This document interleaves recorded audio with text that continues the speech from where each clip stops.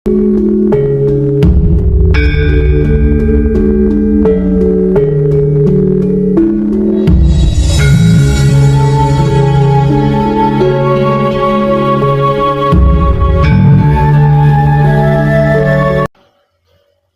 peserta manekung atau gembleng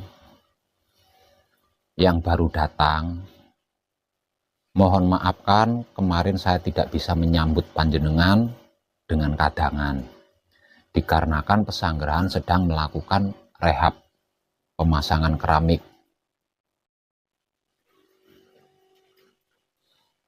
Karena itu, malam ini saya baru bisa menyambut kedatangan panjenengan. Untuk itu,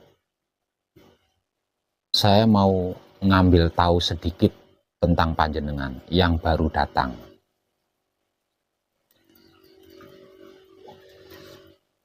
Ini mbak-mbaknya dari mana? Dari Jember semua. Mbaknya juga dari Jember. Oh, panjenengan dari Banjarmasin sendiri. Sendiri sama apa sama keluarga atau sama suami? Sendiri. Sendiri. Ibunya yang dari Banjarmasin juga sendiri.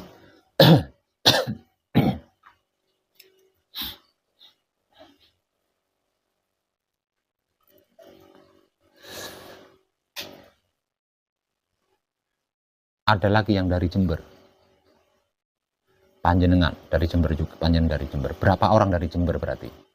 6 orang, bareng sama mbak-mbaknya ini. 6 orang, berarti perempuan 3, laki-laki 3. Iya.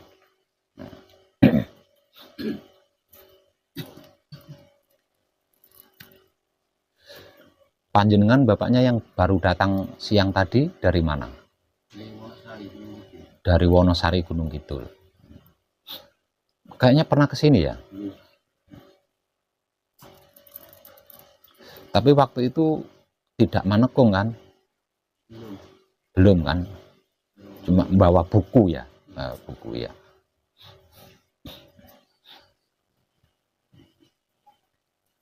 Nah, terus untuk panjenengan?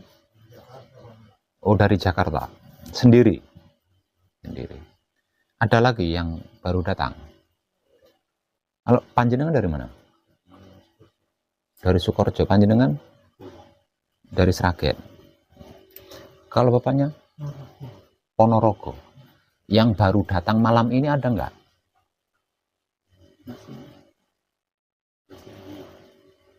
Yang baru datang malam ini belum ikut manekung karena datangnya udah sore, berarti belum manekung. Ada nggak? Nggak ada. Panjenengan datang kapan? 3 hari. Oh, sudah 3 hari ini. Sendiri.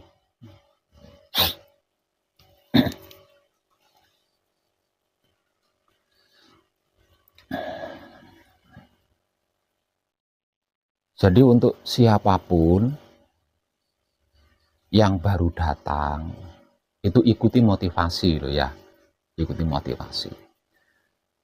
Nah, ketika panjenengan baru datang, itu kan diberi motivasi. Kabari dulu keluarga, kemudian nonaktifkan Android. Ada motivasi seperti itu enggak? Panjenengan melakukan apa tidak? Saya enggak mau menerima pertanyaan-pertanyaan yang itu bukan tentang wahyu panca gaib gitu loh. Kenapa diberi motivasi seperti itu? Maksudnya supaya keluarga panjenengan yang mengetahui panjenengan berangkat ke sini itu tenang. Ya, tenang karena oh sudah sampai di tujuan. Nah, keluarga yang panjenengan tinggalkan itu tenang. Nah, ini menurut panjenengan baik apa enggak itu? Nah, kalau panjenengan enggak ngasih kabar, ujuk-ujuk langsung menonaktifkan Android, kan yang panjenengan pamiti, yang panjenengan tinggalkan di rumah enggak tenang kan? Ini orang sudah nyampe apa belum? Nah, itu. Nah, terus kalau Androidnya dinonaktifkan, misalnya dulu-dulu itu muter alarm. Nah, alarmnya dinonaktifkan dulu. Baru Androidnya dinonaktifkan. Androidnya dinonaktifkan, alarmnya tidak, tetap berbunyi. Kalau waktu alarm itu sudah sampai, pasti tetap akan berbunyi Androidnya, walaupun Android itu dalam keadaan nonaktif.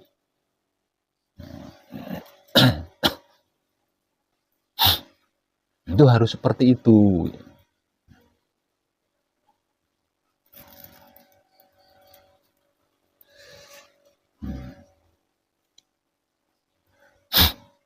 Kenapa selama manekung atau gembleng Android harus dinonaktifkan?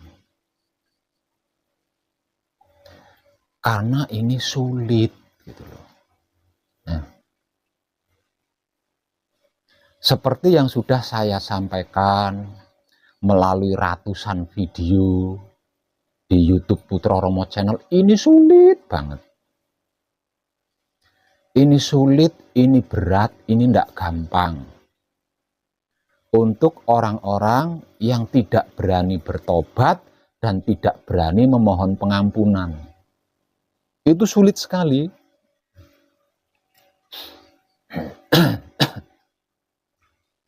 Sebelum manekung atau gembleng, laku panjenengan adalah laku murni menuju suci. Dikarenakan hendak menuju suci, arti maksudnya, dikarenakan hendak menuju suci, maka laku panjenengan itu harus murni. Murni dari seluruh bentuk ego, murni dari seluruh bentuk pamrih, dan murni dari seluruh bentuk arogan. Jika tidak murni, mana mungkin bisa mencapai suci? Itu sebelum panjenengan manekung atau gembleng.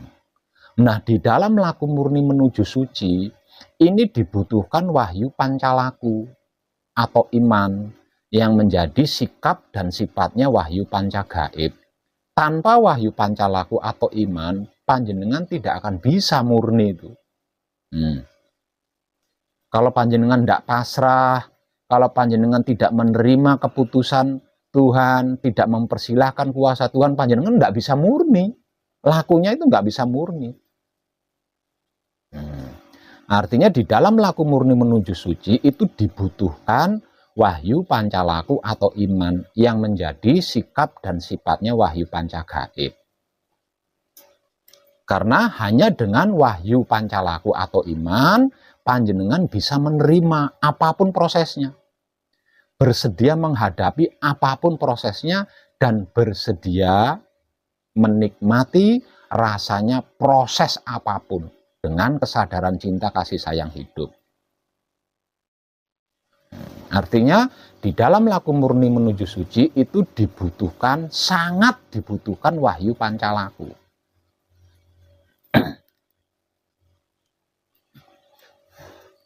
Itu sebelum panjenengan manekung atau gembleng. Ketika panjenengan manekung, ketika panjenengan gembleng, ini lebih rumit lagi, lebih sulit lagi, lebih berat lagi untuk orang-orang yang tidak berani bertobat dan memohon pengampunan kepada Tuhan. Untuk orang-orang yang tidak berani bertobat dan tidak berani memohon pengampunan kepada Tuhan, itu berat sekali, sulit sekali, rumit sekali manekung itu, gembleng itu. Karena apa? Karena manekung atau gembleng itu penyelesaian laku murni menuju suci. Jadi di dalam manekung atau di dalam gembleng ini, laku murni panjenengan diselesaikan di sini. Panjenengan berhasil atau tidak berhasil laku murninya. Sebelum manekung itu kan laku murni menuju suci. Nah, itu berhasil atau tidak berhasil di dalam manekung atau gembleng ini diselesaikan. Dikarenakan manekung atau gembleng adalah penyelesaian laku murni menuju suci, artinya dibutuhkan wahyu pancalaku atau iman secara totalitas. Totalitas di sini. Tidak bisa tanggung-tanggung, itu tidak bisa. Pasrahnya tanggung-tanggung, pasrahnya setengah-setengah, itu tidak bisa, karena ini penyelesaian. Nah, dari sini kenapa Android harus dinonaktifkan.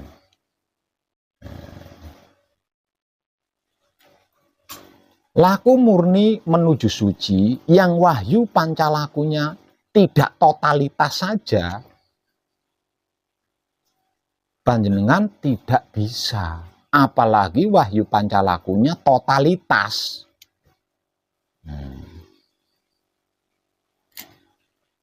Karena sebab itu saya memberikan jalan agar supaya Android panjenengan dinonaktifkan. Namun sebelum dinonaktifkan, kalau sudah sampai di pesanggrahan, keluarga dikabari dulu. Setelah diberi kabar, diberitahu bahwa selama manekung atau selama gembleng Android saya nonaktifkan. Harus seperti itu. Jadi tidak boleh egois.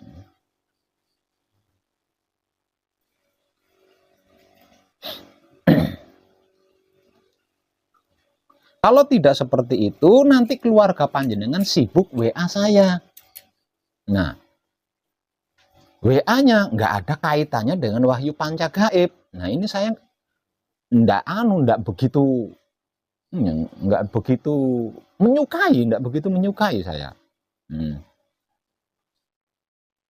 Bapak saya atau suami saya atau istri saya atau keluarga saya namanya ini berangkat dari rumah jam segini hari ini, apakah sudah sampai di situ, ini kan nggak ada kaitannya dengan wahyu panca gaib. Masa iya saya harus berurusan dengan hal-hal seperti ini sementara saya sedang mengkhususkan diri mengabdi kepada panjenengan. Nah, hal ini terjadi dikarenakan panjenengan tidak ngabari, gitu loh.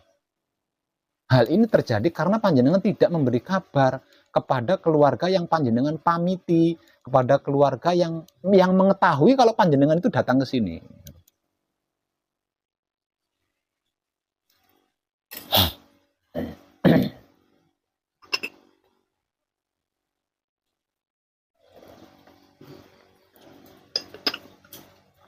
Terlebih lagi setelah selesai manekung atau setelah selesai gembleng. Setelah selesai manekung, setelah selesai gembleng, lakunya adalah laku suci menuju kelanggengan atau keabadian. Ini lebih rumit lagi, lebih sulit lagi, lebih berat lagi bagi orang-orang yang belum capek, bagi orang-orang yang belum lelah. Karena orang-orang yang belum capek, orang-orang yang belum lelah, di tahapan ini pasti akan memilih mengulangi dan melanjutkan masa lalunya. Nah, artinya akan kumat lagi kalau belum capek, kalau belum lelah.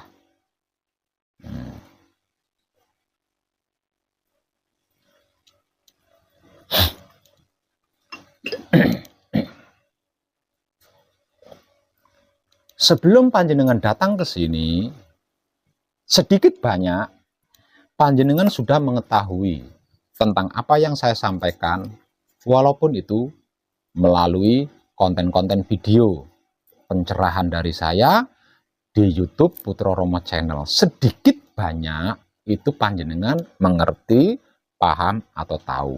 Kecuali kalau caranya panjenengan menyimak itu di-skip-skip, dikarenakan videonya panjang. Nah, nyimaknya disimak dengan baik, tapi terlalu banyak yang di-skip. Maka yang di-skip itu yang panjenengan butuhkan. Nah, sehingganya panjenengan kurang mengerti, kurang memahami, kurang mengetahui. Nah, itu tidak menutup kemungkinan. Karena banyak di-skip, sering di-skip, maka yang di-skip itu tadi adalah pencerahan yang panjenengan butuhkan. Nah, karena di-skip, akhirnya panjenengan kurang mengerti, kurang memahami, kurang mengetahui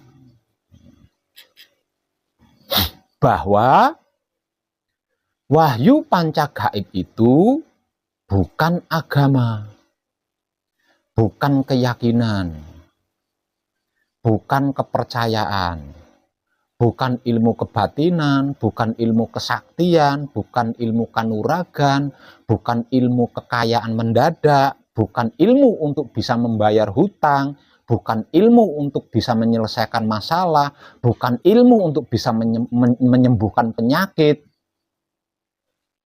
bukan kepercayaan, bukan kejawen, bukan adat tradisi, bukan desa mawa cara,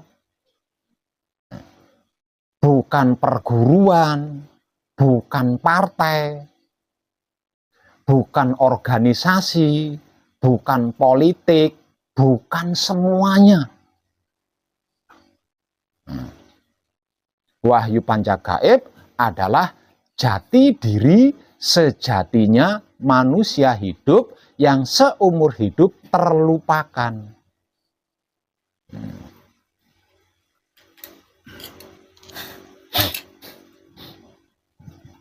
Artinya, di dalam prakteknya itu harus ada upaya-upaya mengenali diri, bukan yang lain. Nah, ini mengerikan sekali, para kadang. Ini mengerikan. Sudah mengerikan, bid'ah, sesat, kafir lagi. Kafir, sesat, bid'ah, terus nggak bener. Nah, panjenengan memilih ini loh.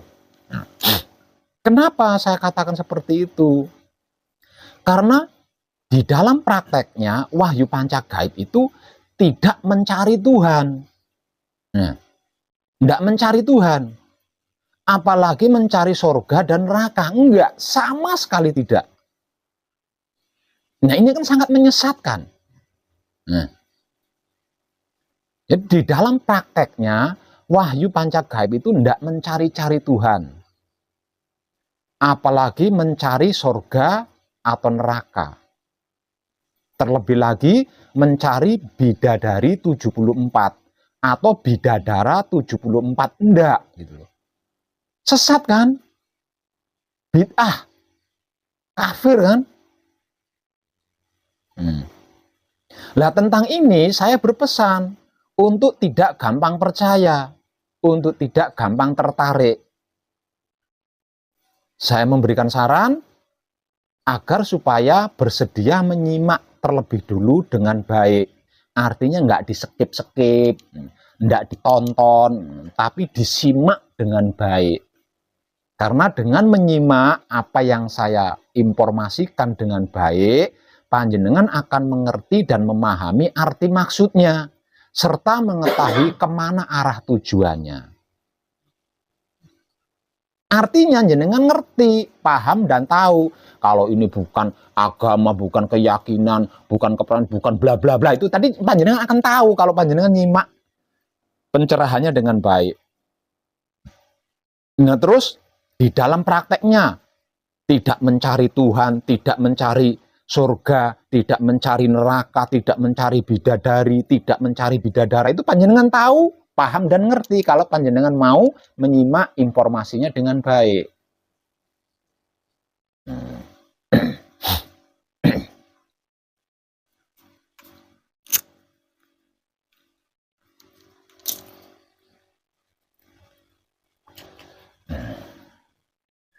Kenapa di dalam prakteknya kok tidak mencari Tuhan?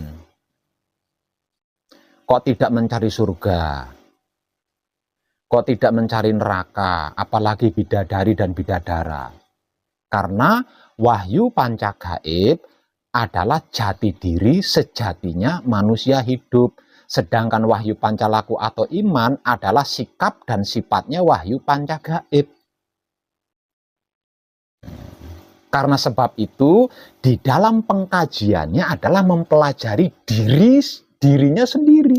Bukan mempelajari Tuhan, bukan mempelajari surga atau neraka, itu enggak. Yang dipelajari adalah dirinya sendiri. Yang dipraktekkan adalah dirinya sendiri. Kenapa? Karena jati diri kita ini sebagai manusia hidup, seumur hidup terlupakan. Terlupakan. Karena sebab itu, pembelajaran adalah mengkaji diri, bukan mengkaji Tuhan. Bukan mengkaji surga atau neraka atau bidadari atau bidadara, bukan. Apalagi mengkaji agama, bukan. Tapi mengkaji dirinya sendiri. Mempraktekkan dirinya sendiri.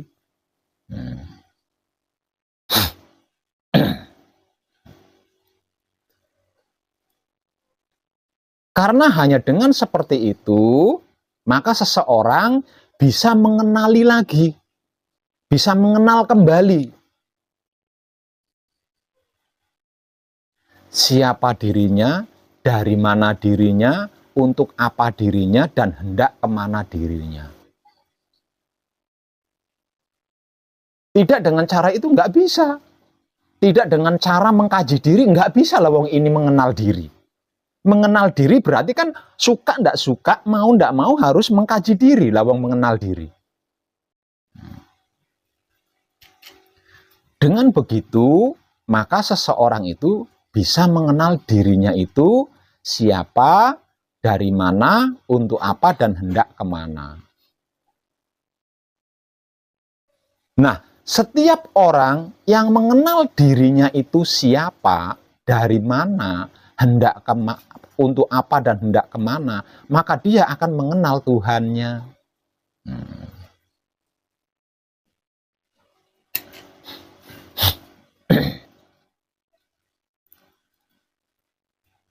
Dikarenakan dia sudah mengenal dirinya siapa, dari mana, untuk apa, hendak kemana, yang berarti mengenal bagaimana Tuhannya, maka seseorang itu bisa membawa diri, bisa menempatkan diri, bisa menyesuaikan diri, dan bisa menjaga dirinya dimanapun, sampai kapanpun. Nah, siapapun dia, sebelum dia mengenal dirinya itu siapa, dari mana, untuk apa, dan hendak kemana, ya dia tidak akan tahu diri. Karena dia tidak tahu diri, maka dia tidak bisa membawa dirinya itu, tidak bisa wong tidak tahu diri. Menempatkan diri, menyesuaikan diri itu tidak akan bisa lah wong tidak tahu diri, apalagi sampai menjaga diri.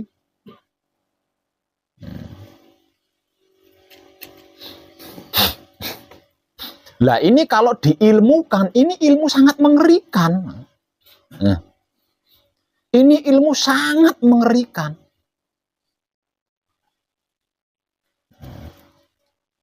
Sebab karena itu tidak semua orang berani mempraktekkan wahyu panca gaib menggunakan sikap dan sifatnya wahyu panca gaib itu sendiri, yaitu wahyu pancalaku atau iman. Tidak semua orang berani. Karena apa? Karena prakteknya mengerikan. Prakteknya itu mengerikan. Bagaimana tidak mengerikan? Kalau tidak mengerikan, mestinya semua orang berani bertobat kan? Berani bertobat, menghentikan seluruh masa lalunya dan tidak mengulang lagi. Namun dalam kenyataannya tidak semua orang berani bertobat kan? Berani menghentikan seluruh masa lalunya itu kan tidak semua orang. Orang-orang tertentu, orang-orang yang sudah capek, orang-orang yang sudah lelah, baru dia nekat memberanikan diri untuk bertobat. Yang arti maksudnya menghentikan seluruh masa lalunya. Tidak mengulang lagi. Nah, ini mengerikan sekali. Bagaimana tidak mengerikan? Ketika seseorang itu mulai mengkaji dirinya agar supaya mengerti, memahami, dan mengetahui siapa dirinya, dari mana dirinya, untuk apa dirinya, hendak kemana dirinya, maka dimulai dari saat itu juga ketika ada yang mengfitnah, dia tidak bisa membalas fitnahan itu. Ketika ada yang membuli, dia tidak bisa membalas lagi untuk membuli. Ketika ada yang membenci, dia sudah tidak bisa membalas kebencian lagi. Apa enggak mengerikan itu? Ini ilmu mengerikan kalau diukur dengan ilmu. Sangat mengerikan.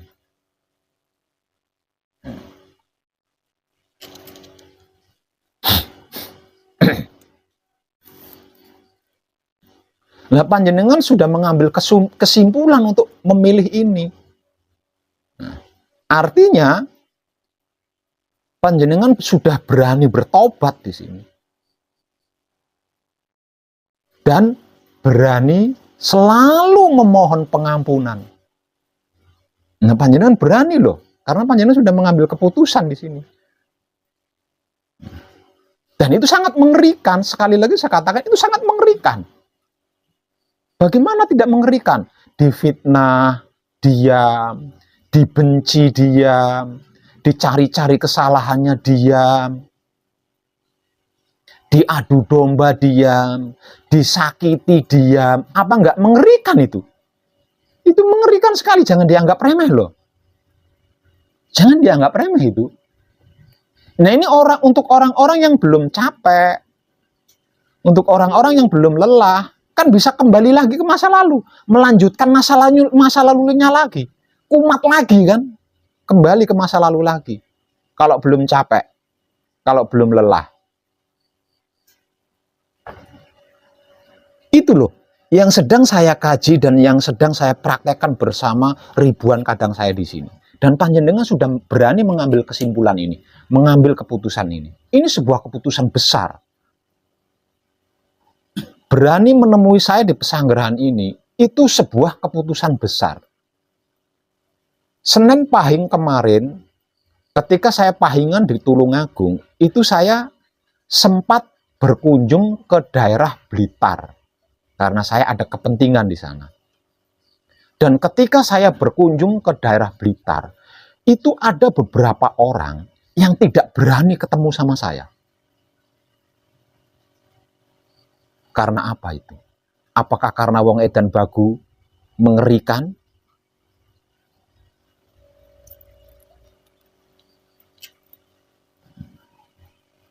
Untuk orang-orang yang ngerti wahyu pancagaib, untuk orang-orang yang paham wahyu pancagaib, untuk orang-orang yang tahu apa dan bagaimana itu wahyu pancagaib dan wahyu pancalaku, maka itu adalah terlalu suci menurut mereka. Wahyu pancagaib itu terlalu suci menurut mereka.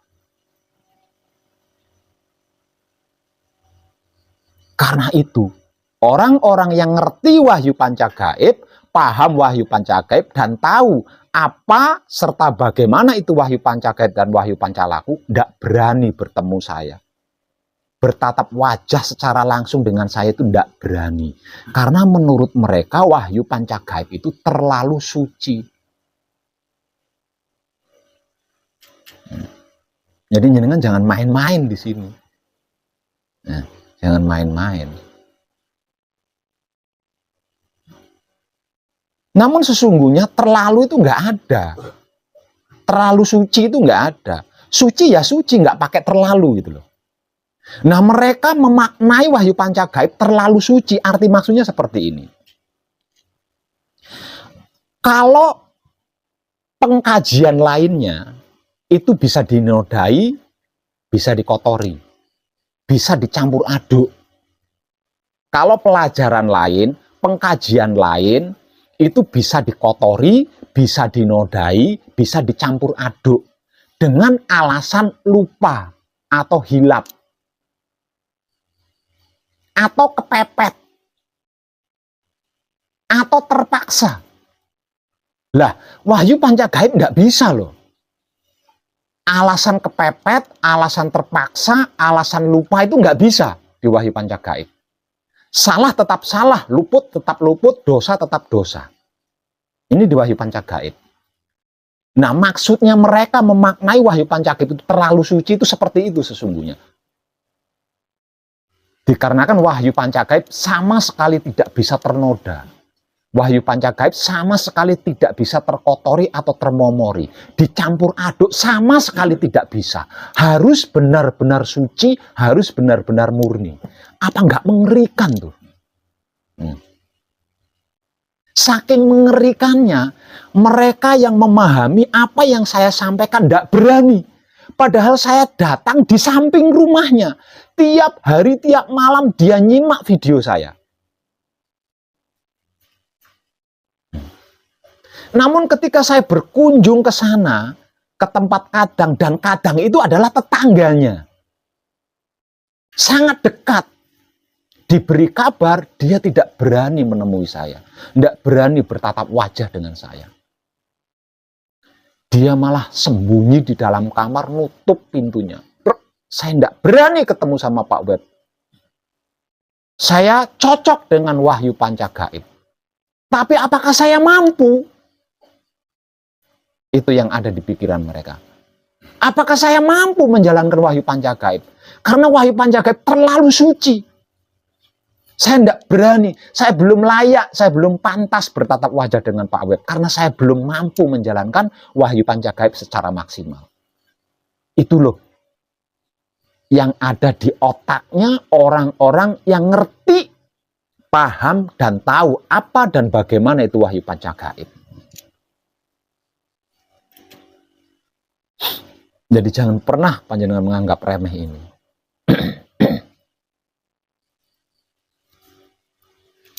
Ada nggak manusia hidup yang tidak ingin sukses, yang tidak mau berhasil menggenggam dunia? Ada nggak? Sepertinya tidak ada kan. Semua manusia hidup ingin sukses, ingin berhasil menggenggam dunia kan. Bahkan menguasai dunia. Itu kan yang ada diingin, keinginan yang ada. Namun dikarenakan ini sangat mengerikan, tidak semua manusia hidup berani bertobat. Tidak semua manusia hidup berani memohon pengampunan kepada Tuhannya.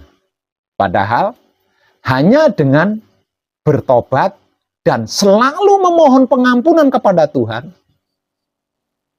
jangankan dunia seisinya, yang dimaksud Tuhan saja manunggal. Nah, jangankan dunia seisinya, yang dimaksud Tuhan saja manunggal dengan dirinya. Hanya dengan bertobat dan terus-menerus memohon pengampunan kepada Tuhannya.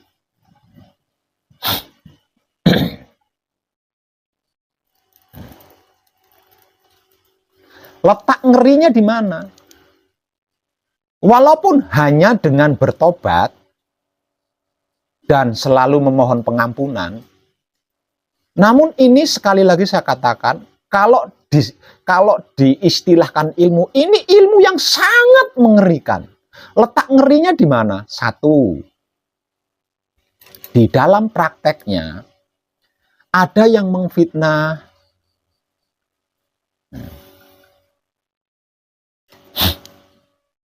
panjenengan harus membalasnya. Ada yang membenci, panjenengan harus membalasnya dengan cinta. Apa nggak mengerikan itu? Jangan anggap remeh loh. Ketika ada seseorang yang membenci panjenengan, panjenengan harus membalasnya dengan cinta. Apa nggak mengerikan itu? Ketika ada seseorang yang memfitnah panjenengan, panjenengan harus membalasnya dengan kasih. Ketika ada seseorang yang menyakiti panjenengan, mencelakai panjenengan, mengancam panjenengan, mengancam keselamatan panjenengan, panjenengan harus membalasnya dengan sayang. Apa nggak mengerikan itu? Ini nggak semua orang mampu melakukan. Itu loh ngerinya.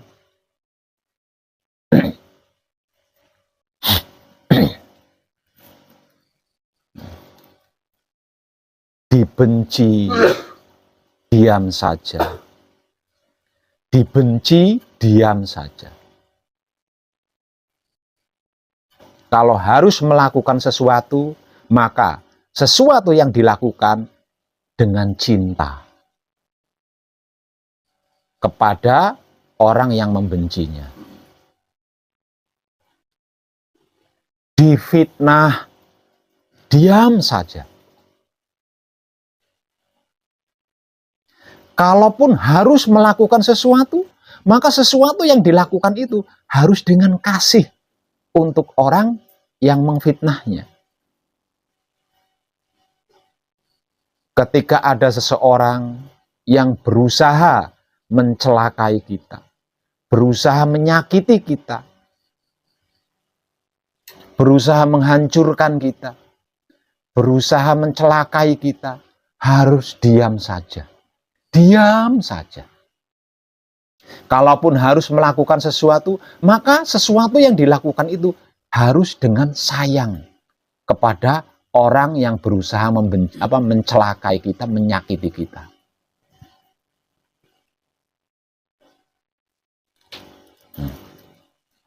Seiring berjalannya waktu, orang-orang yang berusaha membenci jatuh dan hancur satu persatu. Seiring berjalannya waktu, orang-orang yang berusaha mengfitnah mengalami jatuh dan hancur satu persatu. Seiring berjalannya waktu, orang-orang yang berusaha mencelakai kita, menyakiti kita, melukai kita, satu persatu jatuh dan mengalami kehancuran. Apa itu tidak mengerikan? Ada yang lebih mengerikan dari itu. Ini ilmu mengerikan kalau dimasukkan ke ranah ilmu. Ilmu yang sangat mengerikan.